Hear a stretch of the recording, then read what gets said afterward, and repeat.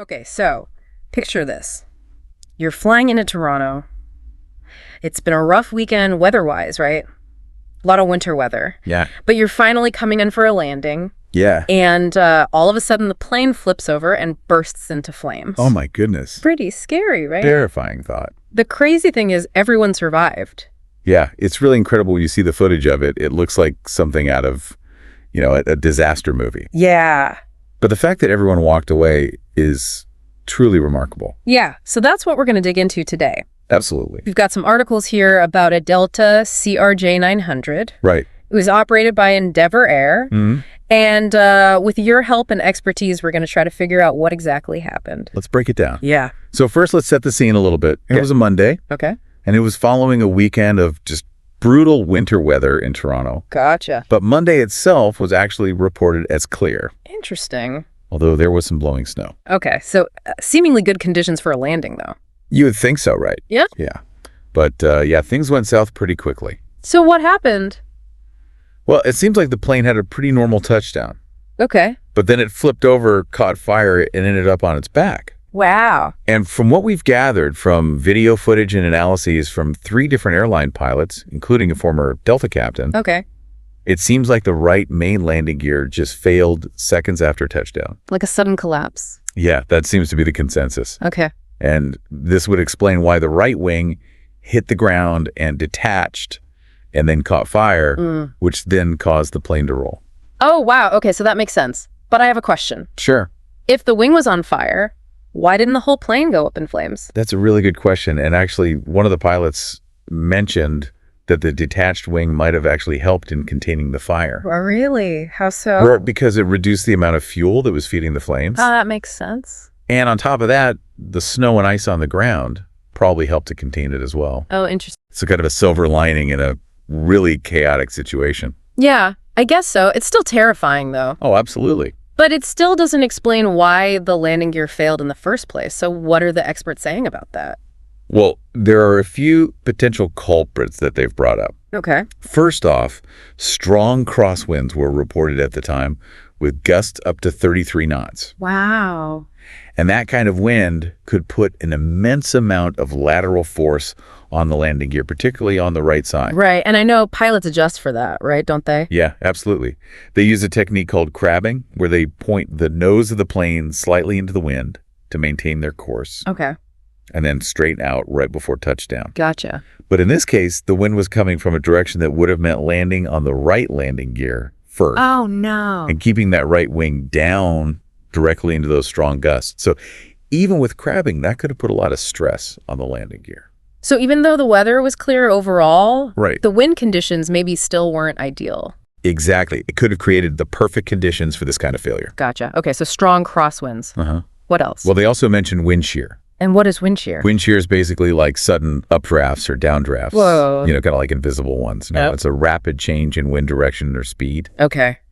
And that can mess with a plane's altitude, especially during landing. So it's definitely dangerous. Wow. Okay, so we've got strong crosswinds. Yep. We've got wind shear, Uh-huh. both potentially impacting the landing. Were there any other theories about why the landing gear malfunctioned? Yeah. One pilot mentioned metal fatigue. Okay. And, every time the landing gear goes up and down, it puts stress on the system. Yeah. And that can lead to microscopic cracks over time, which weaken the structure and could cause a failure. Yeah, like that Southwest Airlines engine failure a few years back, right? Exactly. Yeah. Where a fan blade broke apart mid-flight because of metal fatigue, that highlighted how important those maintenance checks are. Yeah, for sure.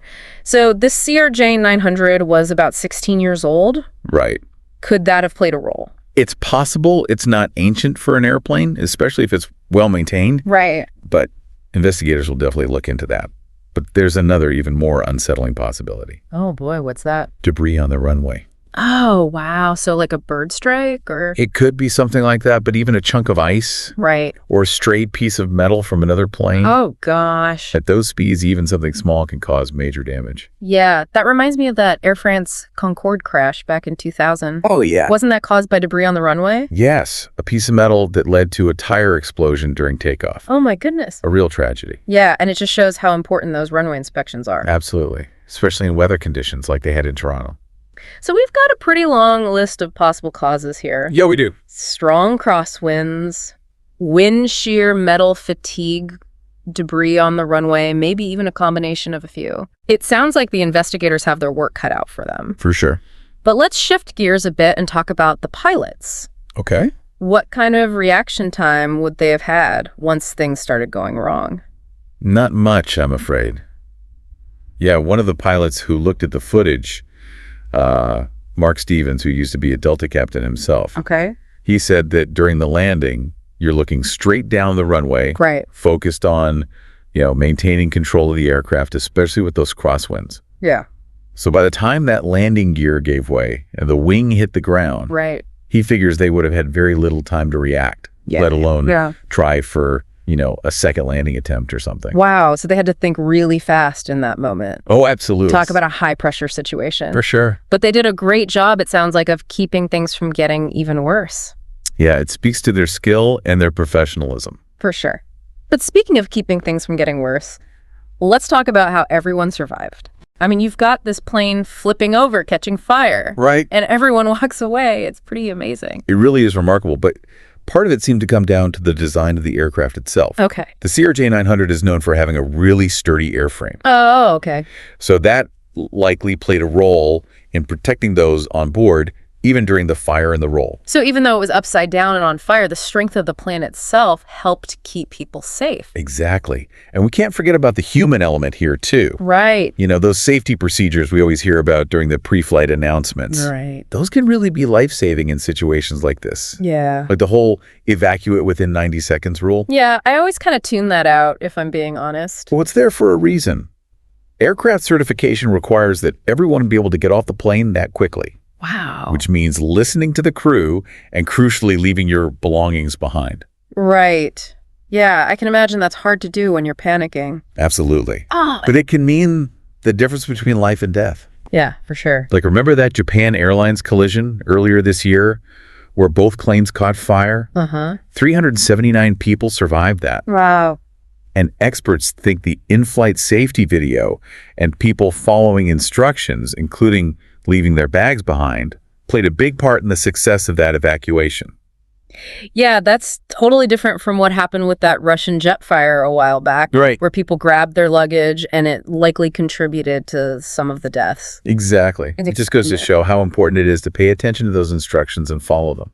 Yeah, so a combination of good aircraft design and effective safety procedures made all the difference here. Right. So what happens now? What are the next steps after something like this happens? Well, the investigation is already underway. Okay. Canada's Transportation Safety Board is leading it. Mm-hmm. They'll be getting help from U.S. agencies and Bombardier. Okay. They'll be looking at every piece of the wreckage, Right. studying the flight data recorder, the black box, and interviewing the crew and passengers to try to understand what happened. So they're trying to piece together the puzzle using all the evidence they can find. Exactly. They'll be examining the landing gear, trying to see where the failure occurred. Okay. Was it mechanical, material issue, or maybe some impact damage from debris like we talked about? Right. And what about the black box? What kind of information is in there? The flight data recorder is super valuable for these investigations. It's like the plane's diary. It's constantly recording things like altitude, speed, even the pilot's control inputs.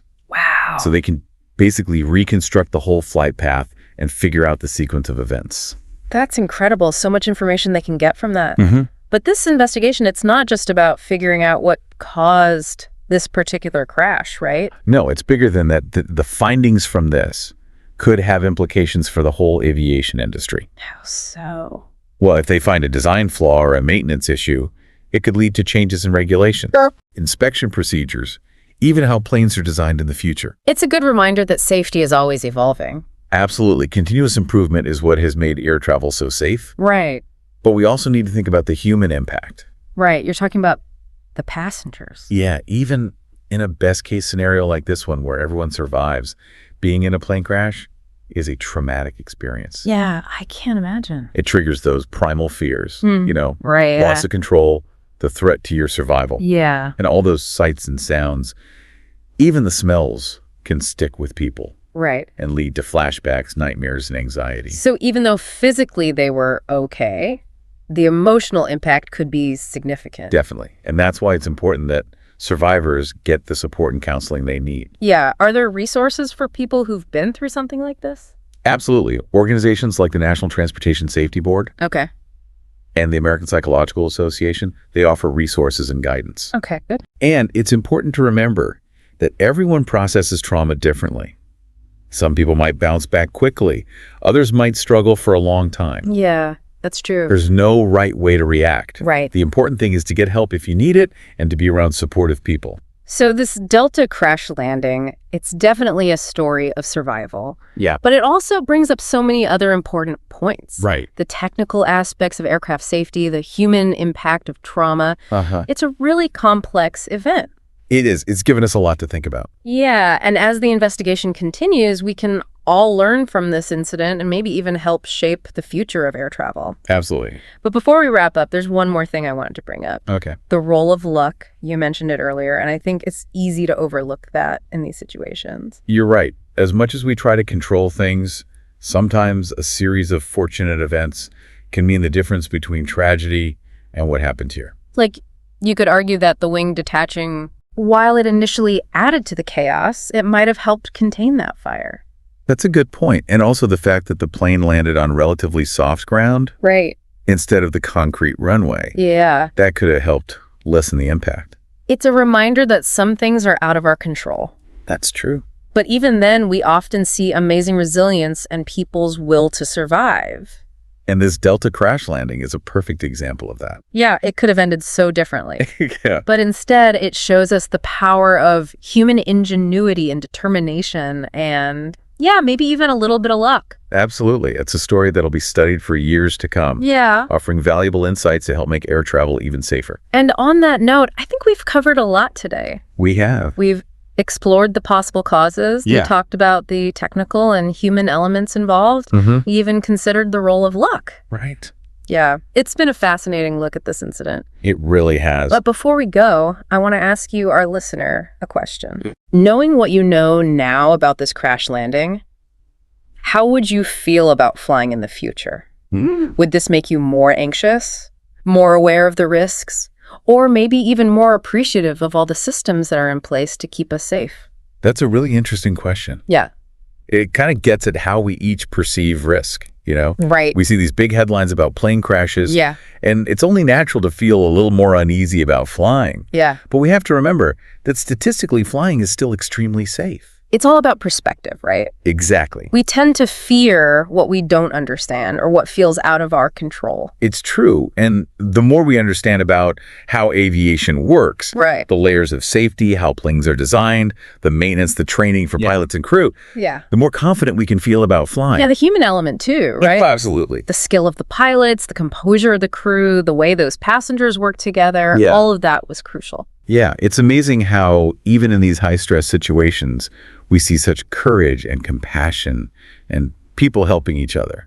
Like those passengers who helped others get off the plane, Yeah, who stayed calm amidst the chaos. It's really inspiring. it is. Those stories often get lost. Yeah, we need to remember those stories. We do. Balance out the fear with hope and knowing that even when things go wrong, humans can do incredible things. For sure. I think this Delta crash landing, it reminds us that we're all vulnerable, Yeah. but it also shows how resilient we are. It It makes us think, ask questions, and maybe even helps us look at air travel and maybe even life itself Right? with a better understanding of the risks and how we can overcome them. Well said.